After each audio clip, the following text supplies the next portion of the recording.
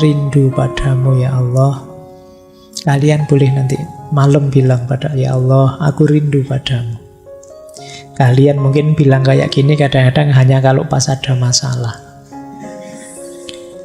Itu pun karena kamu ingin Allah hadir ngatasi masalahmu.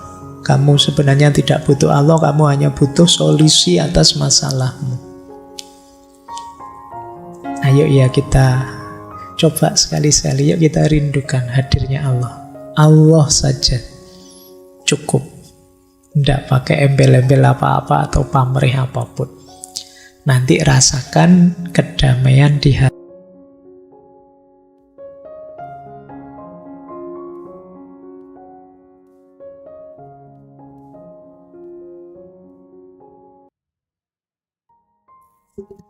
Cinta pada Allah, cinta pada Tuhan.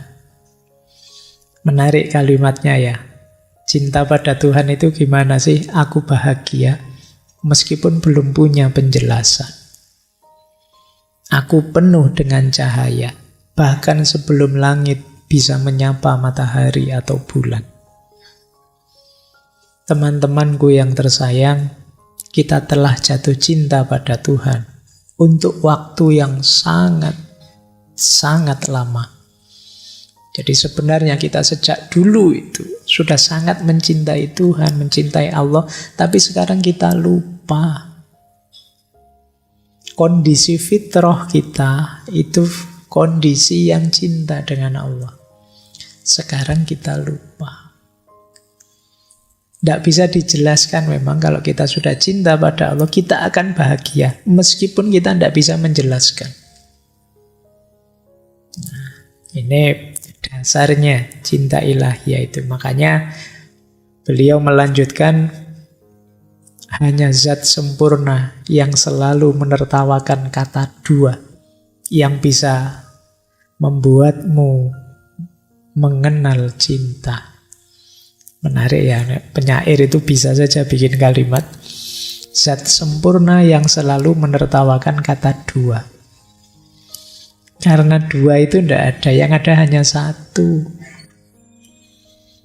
Yang sejati kan hanya Allah saja. Kita ini hanya pinjaman keberadaan kita. Kita mungkin ada, dulu ndak ada, sekarang ada, besok ndak ada lagi. Satu-satunya yang sejati ada itu hanya Allah. Makanya Allah adalah zat sempurna yang selalu menertawakan kata dua. Seolah-olah kamu merasa ada, padahal ndak. Makanya ndak pantas kamu sombong, ndak pantas kamu merasa bisa, merasa besar, merasa hebat. Karena kamu ndak ada. Yang besar, yang bisa, yang hebat, yang benar ya hanya Allah. Makanya Allah lah yang bisa mengajarkan kita sejatinya tentang cinta. Sayangnya kita lebih sering menjauh dari Allah dalam hidup kita. Saya lanjutkan cara mencintai Allah ya. Aku seorang darwis, pengembara. Anugerahi aku kasih-Mu, wahai Tuhanku. Aku tak tahu apalagi yang aku harapkan selain pintu-Mu ini. Engkaulah tujuan dan tempat hasratku.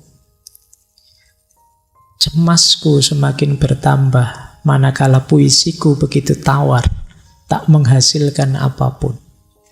Kata terima kasih pun tak aku dengar.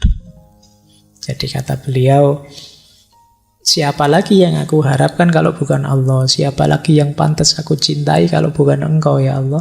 Mengandalkan manusia pasti akan selalu kecewa. Bahkan kata terima kasih pun tidak aku dengar. Jadi ini arah cinta kita sejatinya hanya Allah saja. Baik, saya lanjutkan ya. Ini tambah lama tambah dalam. Sekalian dengarkan saja. Kamu nikmati saja. Ada yang terasa tidak dalam dirimu. Kalau belum, saatnya tadi ya, berhenti sebentar, diam sebentar. Kata beliau, aku hidup untukmu dan hatiku mabuk cinta. Cinta padamu memasuki diriku sejak lahir dari susu ibuku. Cinta adalah rasa sakit sekaligus obatnya. Ironi ini melebihi apa yang dapat kuterima. Semakin besar usahaku, semakin buruk rasa sakitnya. Jadi beliau ini sedang mengalami ekstase cinta yang sangat pada Allah, dan beliau merasa benih-benih cinta itu lahir sejak menghisap susu ibu. Itu momen cinta, momen kasih sayang, anugerah Allah yang luar biasa dengan kehadiran dan kehidupan kita di muka bumi ditandai dengan kita menyusu pada ibu. Saat kita menyusu itu sebenarnya kan kita sedang menghisap cinta. Cinta Tuhan pada kita, cinta ibu pada kita. Cinta itu kadang memang sakit, tapi obatnya juga cinta. Semakin kita berupaya, kadang-kadang semakin sakit dalam cinta itu. Tapi semakin kita lega, semakin kita puas. Jadi sakit dan obatnya jadi satu. Di sini, di Siros, kata beliau, setiap malam tangisan cintaku yang sakit adalah yang pertama yang akan kamu dengar. Jika engkau tuangkan air mataku ke sungai, semua lahan pertanian di Irak akan tersapu oleh banjir.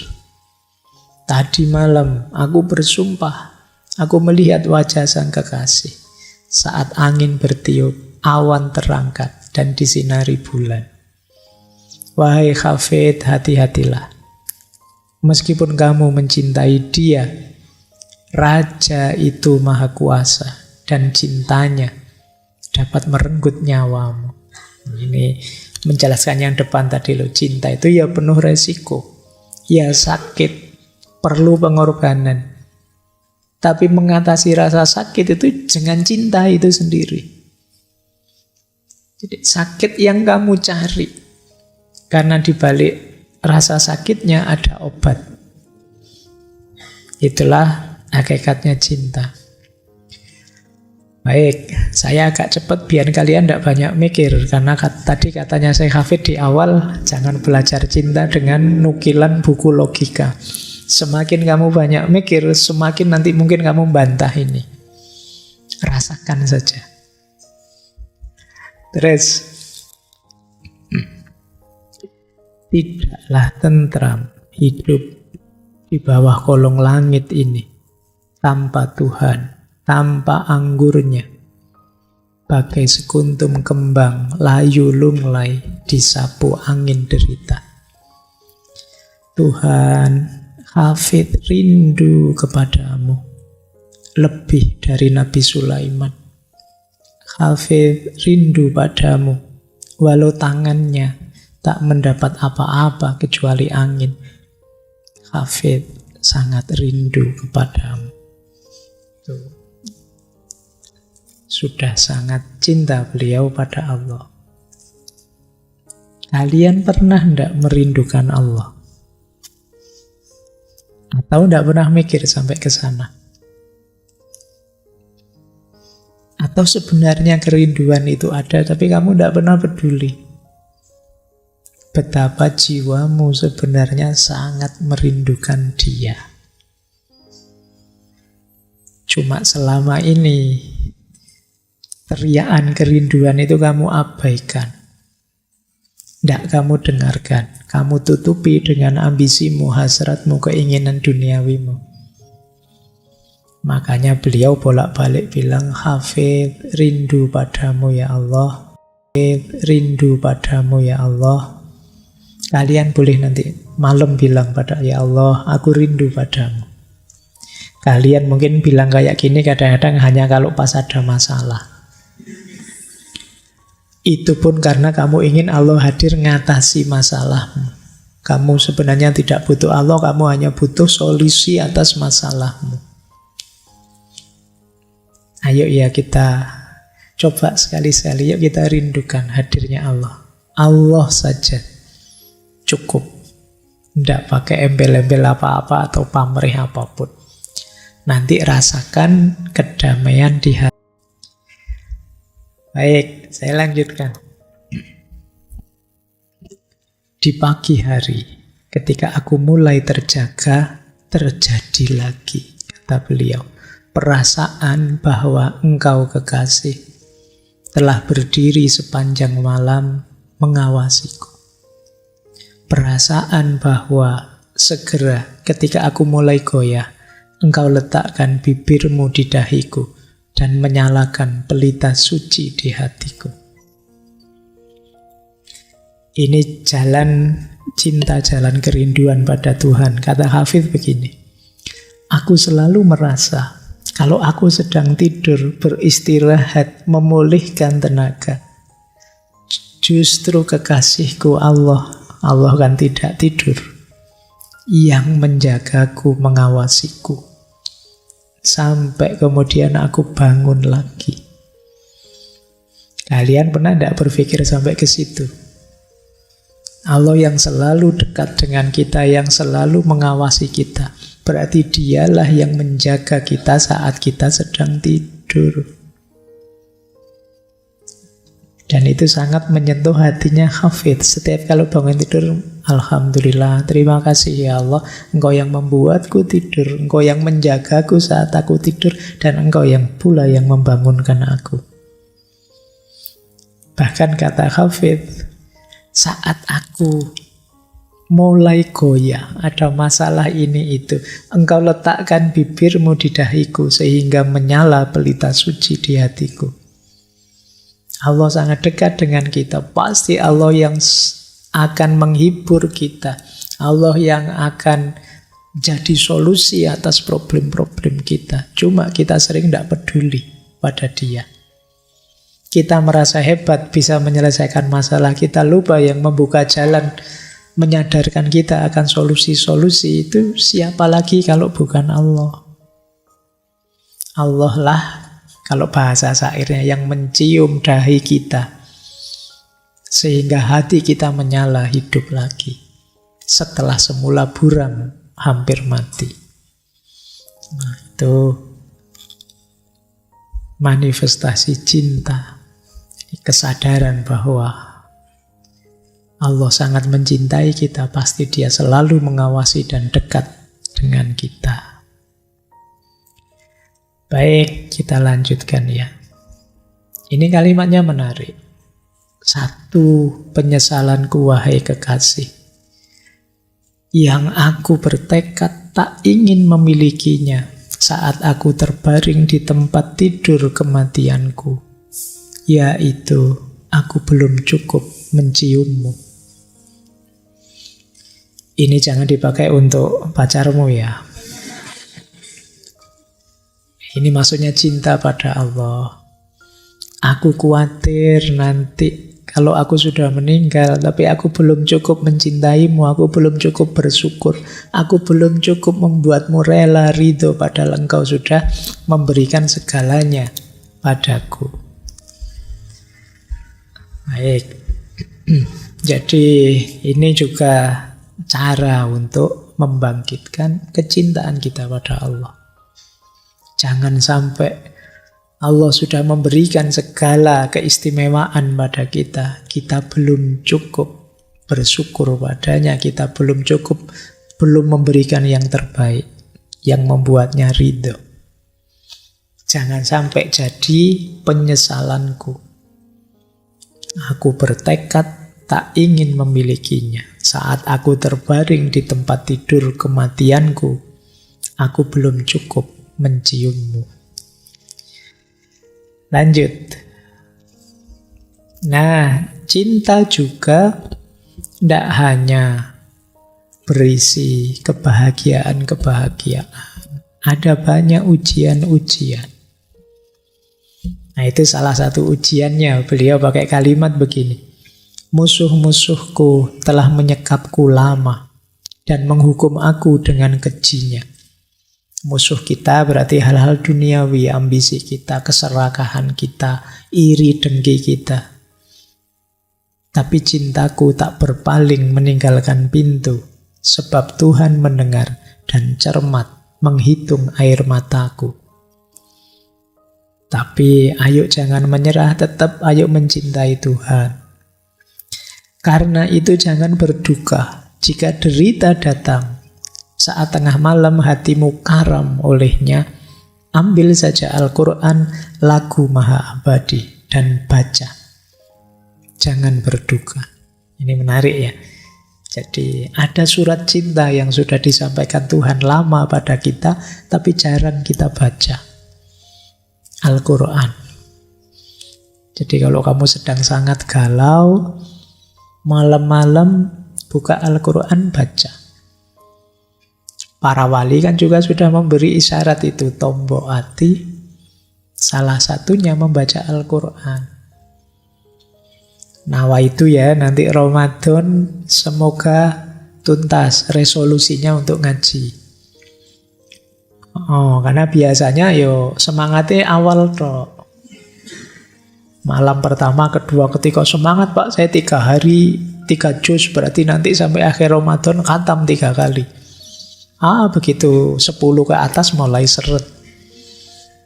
Mulai 1 juz. 1 khatam sekali juga enggak apa-apa kok Pak. Alhamdulillah. Nanti malam sudah 10 hari terakhir masih jauh, burung khatam-khatam. Yang penting ngaji kan Pak. Aku enggak pernah serius. Ayo ya. Allah menyapa kita itu dengan banyak media. Menyadarkan kita lewat banyak ayat-ayat. Ayat itu kan bukti-bukti hadirnya. Yang paling jelas kelihatan ya Al-Quran.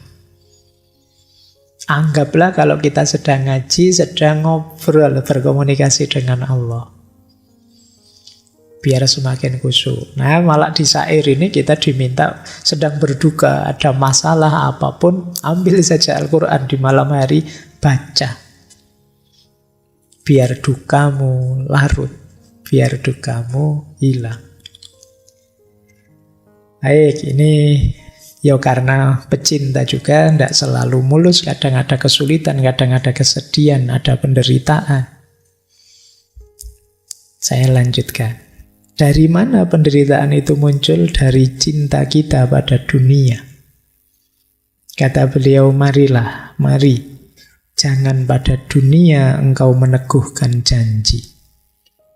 Jangan pada si tua bangka ini engkau menaburkan cinta. Telah 1000 kali dia menjanda. Ini maksudnya apa? Sebelum kita itu sudah sangat banyak orang yang tertipu oleh dunia. Sekarang mereka sudah meninggal. Dunianya jadi janda, ditinggal oleh mereka. Jadi telah 1000 kali dia menjanda. Mari jangan pada dunia ini engkau mencintai. Wahai elang yang melayang tinggi, jangan pada tikar sembayang engkau terikat, dan dalam zawiyah tempat zikir engkau terkuruk. Bukan di sini tempatmu, terbang. Terbanglah tinggi. Yang terakhir ini mengingatkan kita, kalau kita menjalankan amanat agama, beribadah, jangan berhenti pada formalitas buminya. Formalitas bumi itu syarat rukunnya, geraknya, dan lain sebagainya. Iya, diawali dari situ, tapi kamu harus terbang. Kamu harus naik sampai pada Allah, karena hakikatnya itu persembahanmu pada Allah. Itulah caranya mengatasi kegelisahanmu. Jadi jangan tertipu oleh yang dunia, jangan berhenti di dunia. Kamu harus bergerak mentransenden, naik, mendekat, menuju pada Allah. Wah, sudah lebih saya tadi pinginnya jam 9. Lanjut ya. Ini mungkin beliau agak jengkel, orang-orang ini dikasih syair tinggi-tinggi ruwet saja. tidak mau patuh-patuh. Kata beliau begini, sudahlah, semestinya kita sederhanakan pembicaraan spiritual sekarang. Gambarannya begini, kata beliau, Tuhan sedang menjual sesuatu padamu, tetapi engkau tidak mau membelinya. Allah menawarkan ini, menawarkan itu, mengajakmu ini, mengajakmu itu. Karena cintanya dia pada kita, tapi kita tidak respon. Kita tidak mau membelinya. Kata Syekh Hafid, itulah deritamu. Tawar-menawarmu yang menakjubkan, teriakanmu yang tanpa ukuran tentang harganya, itulah deritamu. Kita itu selalu mikir kepentingan duniawi kita. Allah memberi yang lebih utama, lebih luar biasa, tapi kita hanya minta yang duniawi. Allah, yang penting saya ini, yang penting saya itu, duniawi semua. Kata Syekh Hafid, tawar-menawarmu itu kok menakjubkan ya. Nawar terus, selalu kepentinganmu yang kamu dulukan. Kamu dicintai sedemikian rupa, tapi engkau jual mahal. Allah menawarimu apa-apa, engkau tolak. Engkau hanya minta keinginan duniawimu saja. Nah, masalahnya di sini, kata Syekh Hafid. Intinya hanya ini sebenarnya. Maka yuk kita mulai sadar ya. Allah sudah banyak menawarkan macam-macam kebaikan, keutamaan, dan lain sebagainya. Jangan ditawar. Beli saja, ambil saja. Di situ tersembunyi rahasia-rahasia kemanfaatan, keberkahan hidup. Terakhir, setelah ini tanya jawab. Agak lewat 15 menit. Nah, ini saya tutup dengan syair ini ya. Jadi ini ceritanya menarik. Setelah Syekh Hafid meninggal, beliau meninggal 1390. Beliau lahir 1314. Saat beliau meninggal itu para ulama berdebat karena ada yang menganggap beliau musyrik, ada yang membuat beliau kufur karena gagal memahami puisi-puisi beliau. Tapi ada juga yang tahu beliau ini wali, harus kita hormati. Jadi setelah beliau meninggal itu ada perdebatan. Ini kita hormati atau tidak jenazah ini. Akhirnya ini cerita ya. Terus dibuat undian. Sudahlah gini saja kita undi. Sekarang coba ambil kitab kumpulan syair dari Syekh Hafid ini. Kemudian kita buka. Di halaman mana atau puisi yang mana, syair yang mana yang muncul dan maknanya apa, berarti itu yang kita ambil. Nah, pas dibuka, syair ini yang keluar. Jadi pas diundi keluar syair ini. Isinya kalau dalam bahasa Arab begini. La tu'akhir qadamaka au tataraddat an janazati Hafid. Fahuwa hurikun fil ismi walakinnahu dhahibun ilal jannati. Ini syair kan, syair-syairnya Hafid sendiri. Berarti sebelumnya beliau sudah pernah menulis syair seperti ini. Ini mungkin juga menunjukkan kerendah hatian beliau merasa jadi orang yang berdosa. Jadi kata beliau, jangan engkau tunda kakimu melangkah. Jangan ragu atas jenazah Hafid.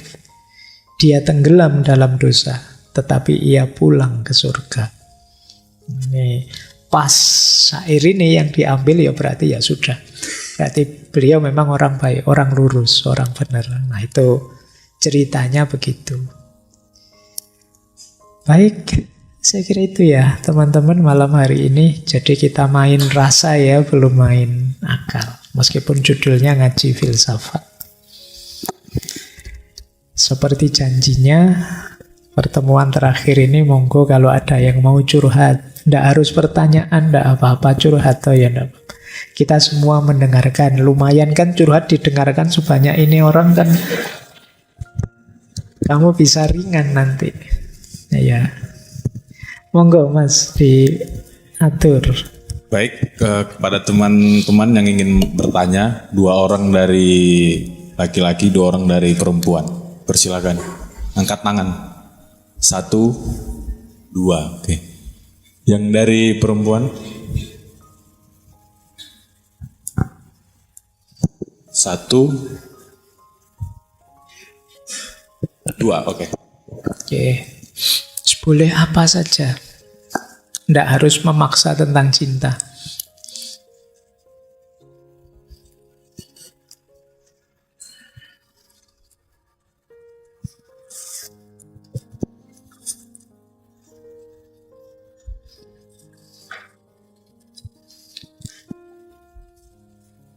Tes, cek.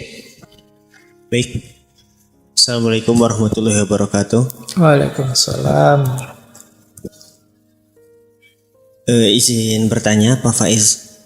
Itu kan kita dalam masalah cinta itu tidak bisa kita mengenalnya dengan logika kan ya. Bahkan salah satu contohnya dalam cinta kita kepada Tuhan itu dicontohkan oleh bagaimana bagaimana Ibrahim dan Ismail gitu. Bagaimana Ibrahim sebagai seorang ayah, ia harus dengan teganya berani menyembelih anaknya, dan Ismail pun harus dengan rela siap untuk disembelih oleh ayahnya itu sendiri. Sedangkan tadi salah satu unsur daripada cinta itu sendiri, kita harus memperhatikan sisi humanistiknya gitu, atau humanismenya itu sendiri. Dan juga kita kan sekarang sering digembor-gemborkan dengan kemanusiaan gitu. Sedangkan di satu sisi cinta itu juga sendiri adalah sebuah puncak kebahagiaan gitu. Nah itu seperti apa gitu? Apakah justru memang cinta ini kita harus secara maksimal habis-habisan untuk memperjuangkannya, atau juga perlu untuk dikendalikan sedikit mungkin oleh akal agar tidak sampai seperti mungkin Laila Majnun, atau mungkin juga kita saja yang tidak bisa untuk sampai kepada tahap seperti itu gitu. Nah, terima kasih. Assalamualaikum warahmatullahi wabarakatuh. Waalaikumsalam. Langsung saja yo, Mas, biar ndak lupa ya, ndak apa-apa ya. Kuatirnya lali. Biar jawabnya bisa singkat-singkat. Kalau langsung 5 apa 4 nanti jawabnya panjang, kamu bosan.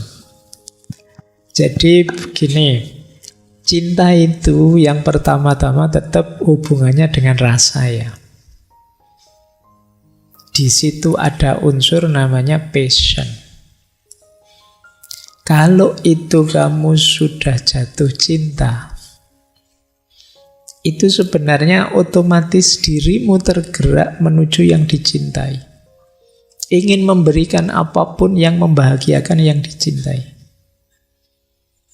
Jadi bedakan cinta dengan komitmen ya. Kalau itu hanya komitmen, saya dengan kalian karena saya diposisikan jadi dosennya saya ngajar berarti terpaksa. Ini komitmen saja. Tapi kalau saya cinta kalian, saya tidak harus terpaksa. Kalau ngajar kalian, saya siap saja. Ayolah, kenapa? Saya sudah cinta dengan kalian. Jadi orang yang jatuh cinta itu biasanya apa yang dia lakukan motifnya adalah ingin membahagiakan yang dicintai. Dan ingin membahagiakan itu tentu saja kemudian dia harus mengorbankan beberapa hal, waktunya, tenaganya, mungkin biayanya. Dan di balik itu nanti mesti ada unsur-unsur tambahnya, kayak tadi Nabi Ibrahim mungkin kekasihnya Allah yang sangat cinta dengan Allah, di situ dia percaya, di situ dia yakin, di situ dia mantap dengan cintanya. Sehingga karena yang merintah yang dicintainya, dia dijalankan begitu saja, tidak pakai berpikir panjang. Nah itu cirinya orang jatuh cinta. Jadi kalau kalian sudah jatuh cinta, pasti kamu akan jatuh dalam tanda petik. Maka kata Khalil Gibran, kalau cinta memanggilmu, kamu ikuti saja. Meskipun pahit, meskipun sakit. Karena kalau kamu tolak akan jauh lebih sakit. Saya pernah ada yang tanya, Pak, enaknya mahasiswa itu pacaran dulu atau tidak? Semasa kuliah. Ya saya jawab, jawabannya tidak bisa kaku harus pacaran dulu atau tidak. Kamu boleh punya prinsip, Pak, saya kuliah saja tidak pacaran. Tapi begitu kamu jatuh cinta, kamu tidak akan bisa menolak. Kalau kamu tolak, akan sangat besar energi yang kamu pakai untuk menolak. Jadi kalau belum jatuh cinta, gembiralah, bisa nikmati kuliahmu. Tapi kalau sudah jatuh cinta, ya kamu harus cari jalan untuk menghidupkan cinta itu. Kalau tidak, akan lebih menyusahkan kuliahmu. Ya kuliah sambil ngempet iki ya abot. Kamu sambil nulis makalah sambil terbayang-bayang ya berat juga itu. Nah, itu ya. Maka kemudian kalau kita belajar filsafat cinta kemarin, jangan berhenti di jatuh cinta. Jangan berhenti di falling in love. Lanjutkan ke standing for love. Lanjutkan ke yuk belajar mencintai yang baik. Biar kita tahu cara membahagiakan orang yang kita cintai. Biar on the right track. Kadang-kadang karena dorongan jatuh cinta tadi, apapun yang dia minta kita berikan, kita tidak sadar. Di antara yang dia minta mungkin ada yang membahayakan dia justru. Di situ pentingnya standing for love. Jadi mengekspresikan cinta secara positif. Yang itu boleh teman-teman balik belajar dulu, antara lain Erich Fromm. Kita gimana caranya memahami yang kita cintai, menghargai yang kita cintai, peduli dengan yang kita cintai, dan ikut bertanggung jawab terhadap hidupnya. Nah, jalannya begitu, berarti nanti ada fase falling in love, ada fase standing for love. Jatuh cinta dan menegakkan cinta. Kalau urusan jatuh cinta itu, kalau bahasa kita dulu kan istilahnya anugerah. Kita tidak bisa milih jatuh cinta dengan siapa, pada siapa. Makanya ya itu tadi, perlu kita imbangi dengan standing for love. Kalau sudah standing for love, yo akal budi, rasio, dan sebagainya ya kita daya gunakan. Dalam rangka apa? Memberikan yang terbaik untuk yang kita cintai. Baik, itu untuk pertanyaan pertama. Monggo, selanjutnya tadi yang siapa? Kedua.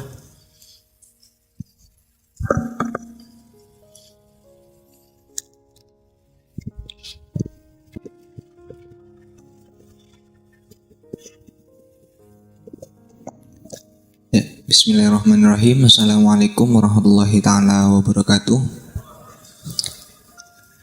Mungkin karena ini juga pertemuan terakhir sebelum Ramadan, dan saya juga ingin menyempatkan sedikit bercerita karena juga sedang cocok dengan temanya yang sekarang diangkat tentang spiritualitas cinta, atau lebih saya pahami tentang tasawuf seperti itu. Dulu waktu saya pertama kali ke Jogja, saya itu bertemu dengan beberapa teman-teman yang mereka itu mengaku, ya bukan mengaku sebenarnya, karena mereka sering menyebut mereka sedang berada di tahap thoriqoh. Yang mereka pelajari bukan syariat lagi ataupun rambu-rambu yang ada di dunia lagi, tapi mereka sedang mempelajari tentang tasawuf atau tentang kecintaan mereka, entah itu kepada manusia ataupun kepada Tuhan. Namun di situ saya mendapati kebingungan, karena yang awalnya sebelum saya ke Jogja itu berlatar belakang syariat nyel, kalau kata orang Jawa. Dan saya dipertontonkan dengan teman-teman atau orang-orang yang mereka sering bertasawuf, mereka sering mengasihani banyak orang, mereka sering mengasihani hewan, sering juga berusaha mendekatkan diri kepada Tuhan. Namun syariat-syariat yang ada di Islam seperti sholat, puasa, bahkan zakat dan yang lainnya, untuk sepenglihatan saya sendiri itu tidak mereka lakukan. Nah, di situ yang saya bingungkan, apakah mereka ini orang baik atau hanya berkedok seperti itu? Karena dulunya saya belum tahu kalau misalkan yang mereka yang mereka aplikasikan itu adalah suatu hal yang berkenaan dengan cinta secara spiritual seperti itu. Nah, apakah angan-angan ataupun praduga saya kepada teman-teman saya itu suatu hal yang salah? Jika memang salah, saya harus kembali ke teman saya dan meminta maaf. Dan juga atau memang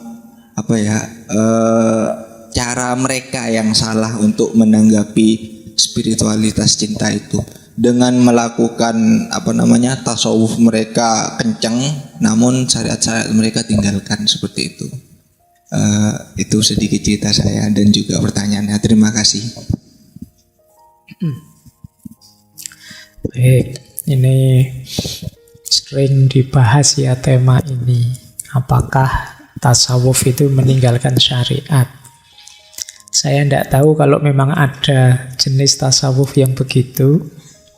Tapi sejauh yang saya tahu, saya membaca kisah-kisahnya para sufi itu, hampir semua sangat gemar dengan syariat, sangat suka dengan syariat. Jangankan sholat yang 5 waktu, wong sepanjang malam sholat itu banyak sufi yang begitu.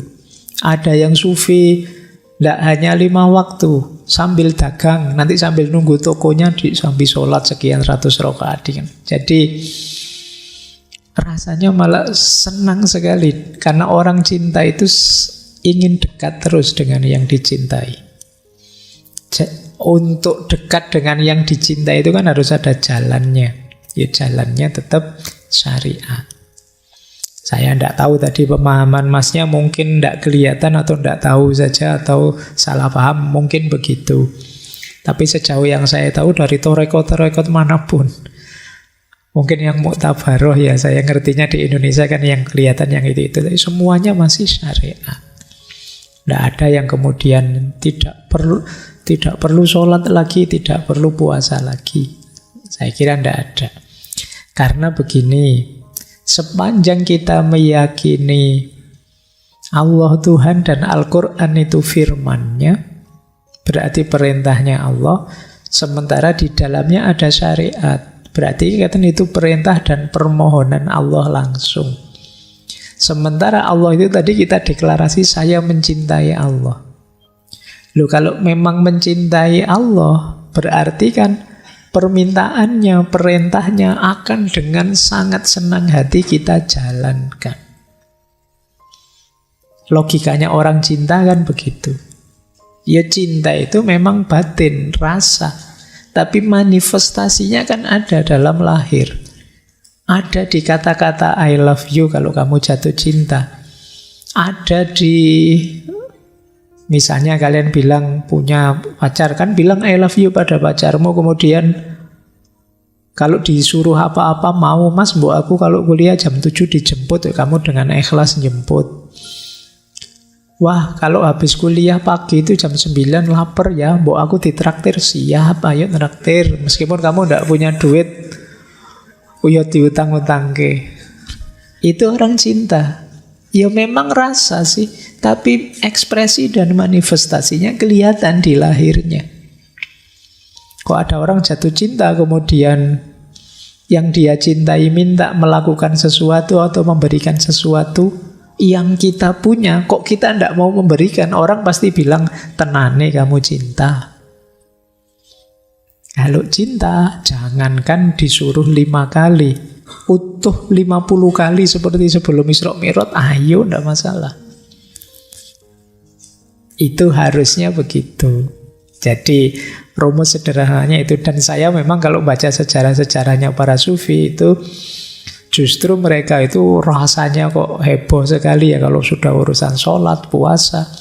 Ada yang sampai puasa itu hanya buka puasa dengan air putih. Kayak Robi'ah itu waktu buka puasa pernah dia, enak ya kalau buka puasa ini ada roti misalnya.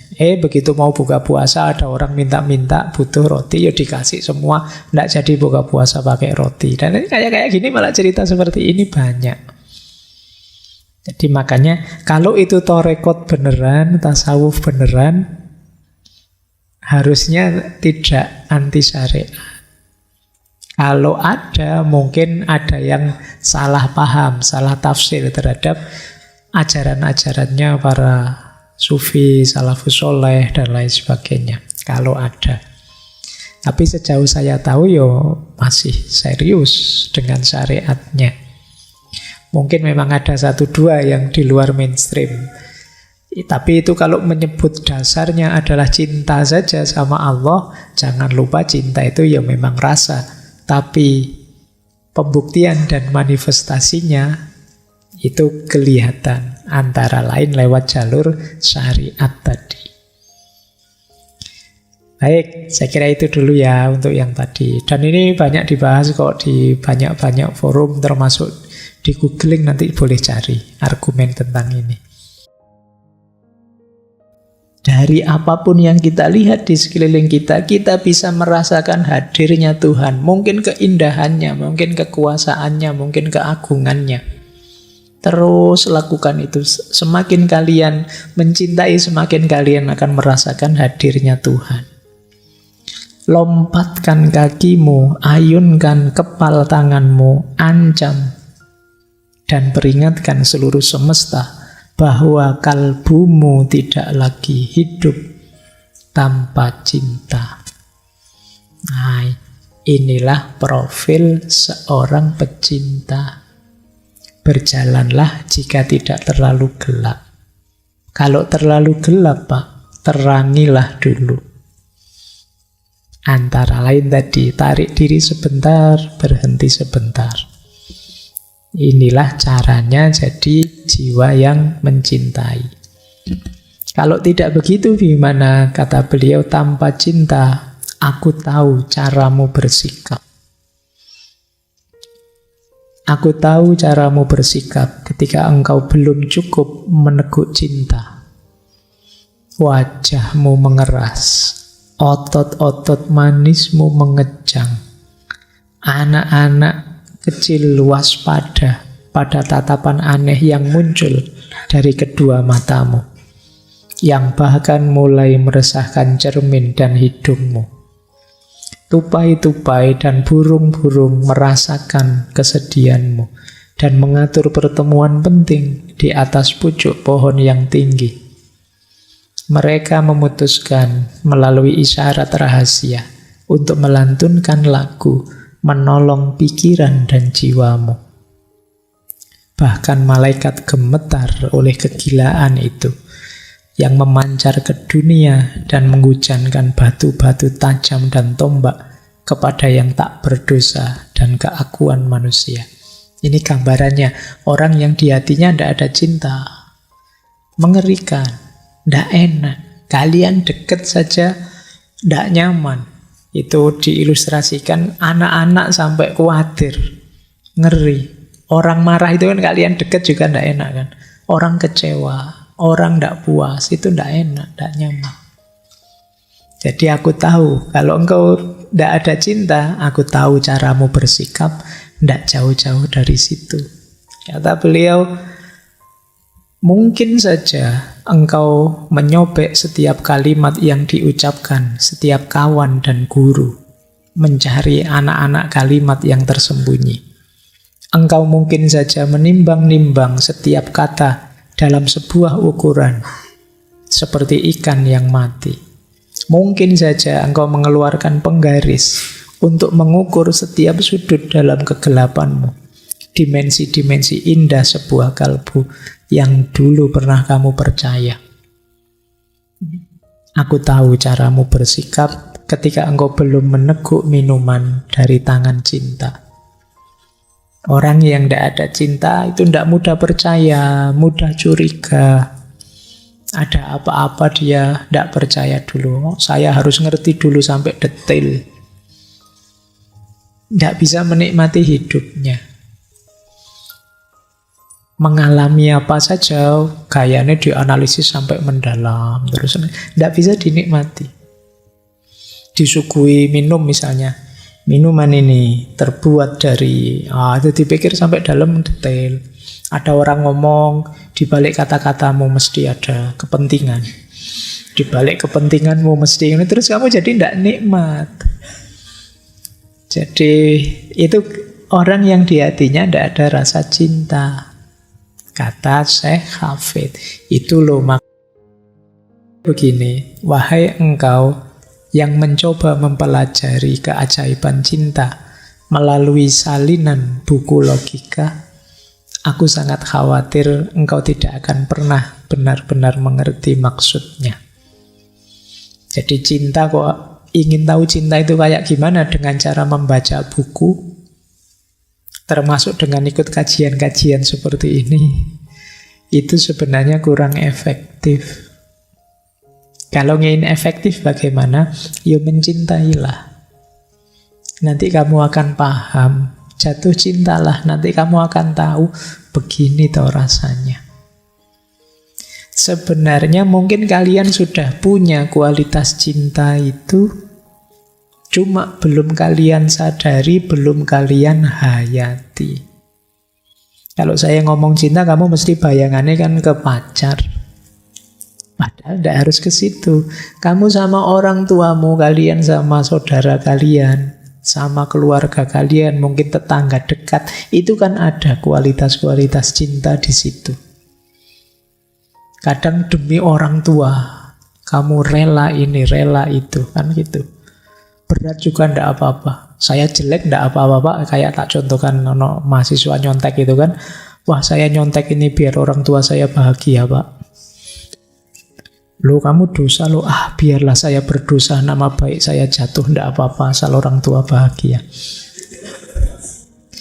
Itu alasanmu saja ya. Tapi ya gambarannya orang mencintai itu begitu. Kalian sudah ada banyak contoh.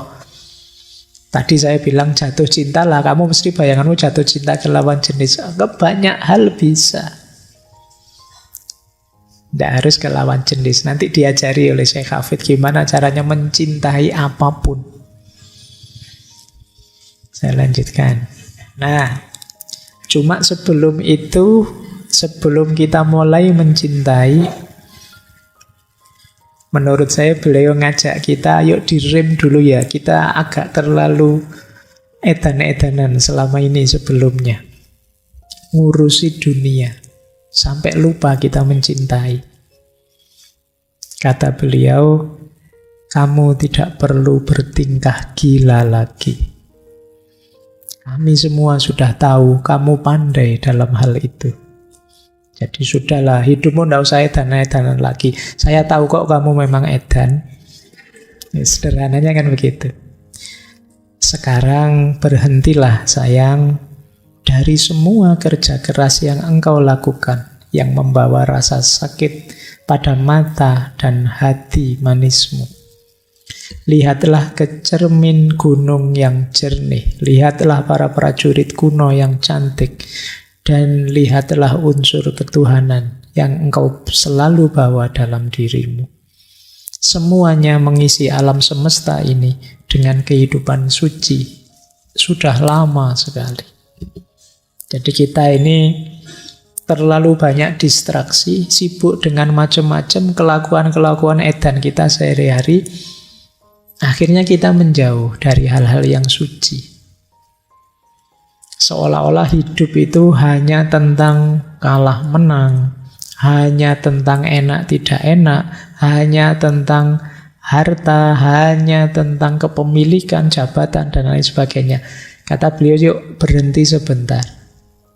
Mari kita sadari sakralnya hidup ini, berharganya hidup ini. Sejak dulu begitu, tapi orang sering lupa. Hidup ini sangat berharga. Yuk kita hargai, jangan dibuang-buang waktu. Jangan dirusak-rusak dengan kotornya hati dan pikiran kita. Ayo berhenti sebentar. Itu ajaannya beliau begitu. Ayo kita menarik diri sebentar. Ayo latihan diam sebentar. Kata beliau, 1 hari diam dapat menjadi penziarahan dengan sendirinya. Jadi kholwat, jadi upaya kita muhasabah, tafakkur. 1 hari diam dapat membantumu mendengarkan jiwa memainkan kecapi dan drumnya yang elok. Bukankah banyak percakapan sekedar mempertahankan diri atau berputar-putar?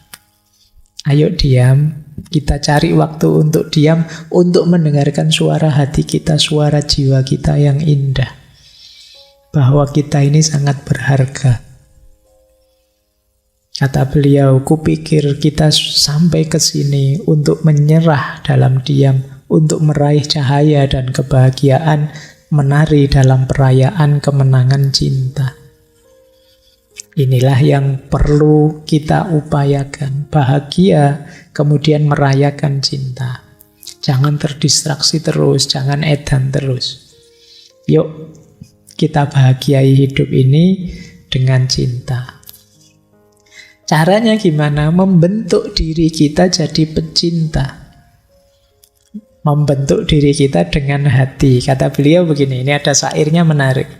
Suatu ketika seorang wanita muda menanyaiku, bagaimana rasanya menjadi laki-laki? Dan aku menjawab, kekasihku, aku ndak tahu. Lalu dia berkata, bukankah kamu laki-laki? Dan kali ini aku menjawab, kulihat jenis kelamin hanya sebagai hewan yang cantik, yang dibawa manusia berjalan-jalan dengan tali kekang di tangan. Dan mungkin mengikuti perlombaan untuk memenangkan hadiah-hadiah yang mengherankan. Ini syair 1 bait ini maksudnya jenis kelamin tidak penting. Laki-laki dan perempuan itu tidak penting dibahas. Bagaimana laki-laki, bagaimana perempuan. Kata Syekh Hafid, kekasihku, pertanyaan yang lebih bagus bagi Hafid semestinya, bagaimana rasanya berbentuk hati? Bagaimana rasanya berbentuk hati itu, gimana rasanya menjadi seorang pecinta. Kalau kita jadi seorang pecinta, itu tidak laki-laki, tidak perempuan.